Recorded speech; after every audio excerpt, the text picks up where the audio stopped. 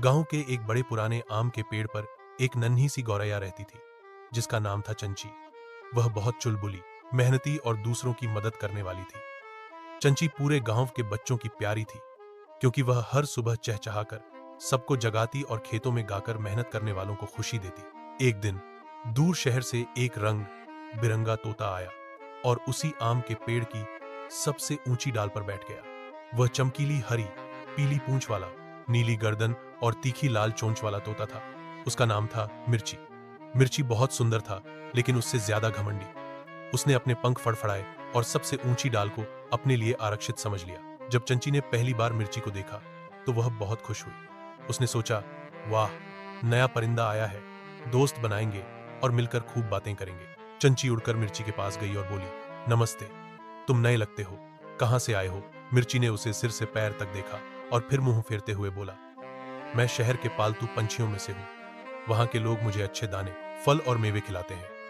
मैं यहाँ सिर्फ आराम करने आया हूँ, दोस्ती के लिए नहीं। चंची को थोड़ी ठेस पहुंची, लेकिन वह बुरा नहीं मानी। उसने कहा, शायद जब तुम गांव को थोड़ा जानोगे तो तुम्हारा मन भी बदल जाएगा। और फिर वह मुस्कुराकर उड़ गई। अगले कुछ दिनों तक मिर्ची अकेला बैठा रहा। गांव के बच्चे चंची को पुकारते, खेतों में किसान उसे प्यार से दाने देते, लेकिन मिर्ची को कोई पूछता भी नहीं था। वह और चिड़चिड़ा होता गया। उसे लगता कि गांव वाले उसकी खूबसूरती को समझ नहीं पा रहे। एक रात अचानक मौसम बिगड़ गया। तेज आंधी और बारिश शुरू हो गई। हवा इतनी तेज थी कि पेड़ की डालियां हिलने लगी। मिर्ची जिस ऊंची डाल पर बैठा था वह टूट गई और मिर्ची नीचे जमीन पर आ गया। उसकी एक टांग में चोट आ गई और वह उड़ भी नहीं पा रहा था। सुबह होते ही चंची ने मिर्ची को नीचे तड़पते देखा। वह तुरंत उसकी मदद के लिए दौड़ी।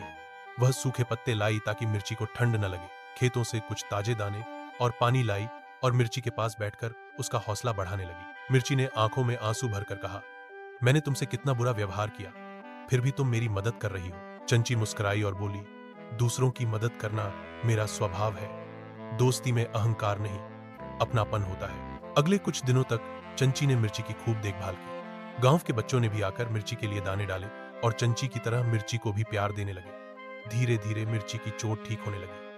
इस दौरान उसने महसूस किया कि गांव की सादगी, प्यार और सहयोग शहर के ऐशो आराम से कहीं बेहतर है। जब मिर्ची पूरी तरह ठीक हो गया तो वह उड़ने लगा, लेकिन अब वो ऊंची डाल पर अकेले नहीं बैठता था। वह अब चंची के साथ उड़ता, दाने बटोरता, बच्चों को कहानियां सुनाता और खेतों में गाने गाकर किसानों को खुश करता। एक दिन मिर्ची ने चंची से कहा, अगर उस तूफान में मैं गिरता नहीं तो शायद मैं कभी सच्ची दोस्ती का मतलब नहीं समझ पाता। तुमने न केवल मेरी जान बचाई, बल्कि मेरा दिल भी बदल दिया। चंची ने हंसते हुए कहा, अब तो तुम पूरे गांव के प्यारे मिर्ची बन गए हो। मिर्ची मुस्कुराया और कहा, और तुम मेरी सबसे प्यारी दोस्त हो चंची।